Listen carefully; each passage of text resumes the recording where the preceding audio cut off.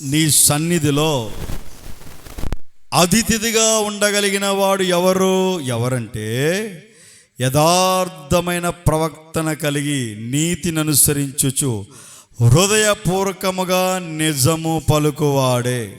అట్టివాడు నాలుకతో కొండెములాడడు, తన చెలికానికి కీడు చేయడు, తన పొరుగువాని మీద నింద మోపడు. అది చెలికానికంటే స్నేహితునికి కీడు చేయాలని చూడడు. ఇప్పుడు నీ మీద, నీ స్నేహితుని మీద అబద్ధంగా ఏమీ లేకుండా నీ దగ్గరకు వచ్చి చెప్పింది, లేకపోతే చెప్పాడు ఒక వ్యక్తి వచ్చి. చెప్పినప్పుడు నువ్వేం చేయాలి? అయ్యో నా స్నేహితుడు, ఇద్దరు కలిసి ఉంటామే, ఎంతో వైరాగ్యంగా ఉంటాడే అన్నా, అయ్యో ఈ వ్యక్తి ఇట్లా ప్రవర్తించాడా అని ఆలోచించి జాగ్రత్తగా ఉండాలిగా, హాని చేయకుండా, కొండెములు చెప్పకుండా ఉండాలిగా.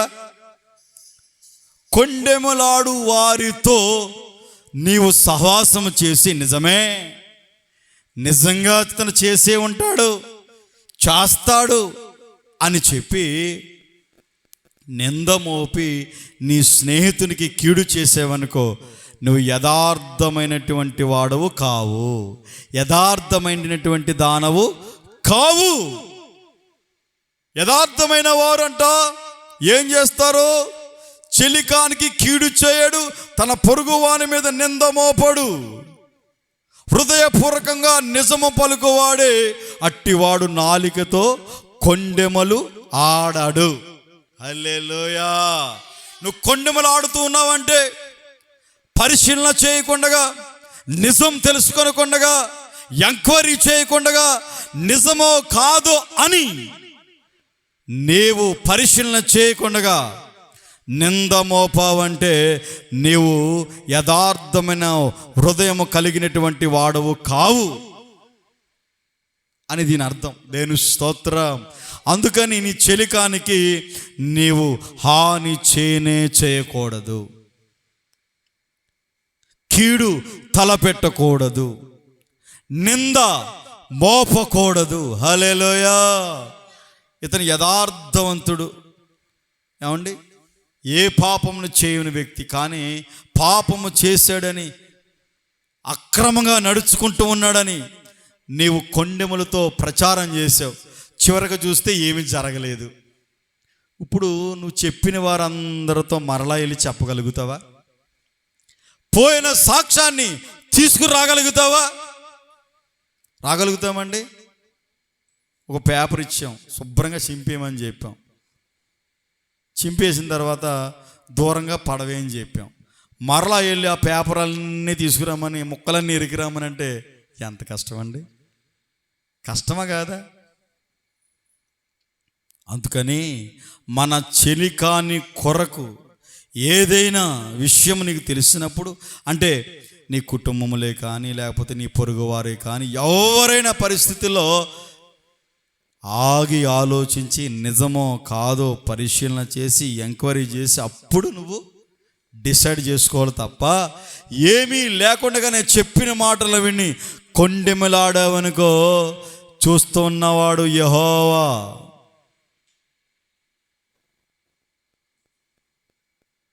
అందుకని మన చెలికానితో మనం ఎట్లా ఉండాలంటే, నిందలు మోపకుండా, అన్యాయంగా మాట్లాడకుండా, నీ నాలుక కొండెములాడకుండా ఉండాలి. దేవుని స్తోత్రం. హల్లెలూయా.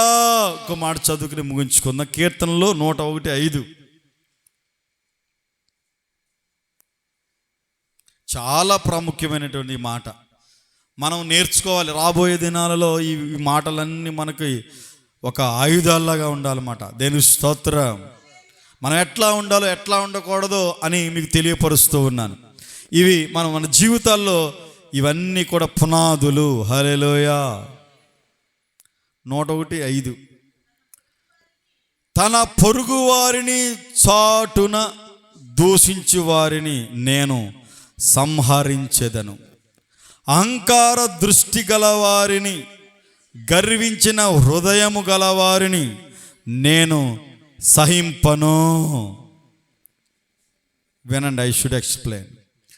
తన పొరుగు వారిని చాటున దూషించి వారిని నేను సంహరించేదను. జాగ్రత్త. ఏమంటున్నాడు ఆయన? పొరుగువారిని చాటున అంటే,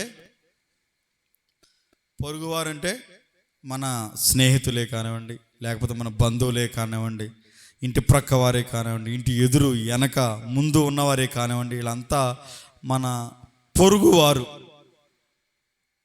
అయితే వారి చాటున అక్క బాగున్నావా అంటావు, బాగానే ఉంది. అక్క ఒక గ్లాస్ పంచదార ఇవ్వక, నేను మరలా వచ్చిందా తెస్తానంటావు, బాగానే ఉంది. నీకు కావలసినవన్నీ తీసుకుంటావు, బాగానే ఉంది, అన్నీ బాగానే ఉన్నాయి. అయితే చాటున, నా మాట ఇది, బైబిల్లో ఉన్న మాట, చాటున దూషించు వారిని నేను సంహరించేదను. అంటే మనిషి ఉన్నప్పుడు ఒక మాట, మనుషులు లేనప్పుడు ఒక మాట. ఏమని? ఆమె ఎలాగంట, ఆమె అలాగంట, ఇదంట, అదంట. ఇక్కడికి వచ్చిన తర్వాత మరలా బావా, బ్రదర్,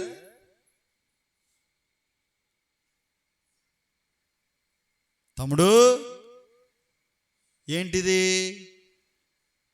చాటున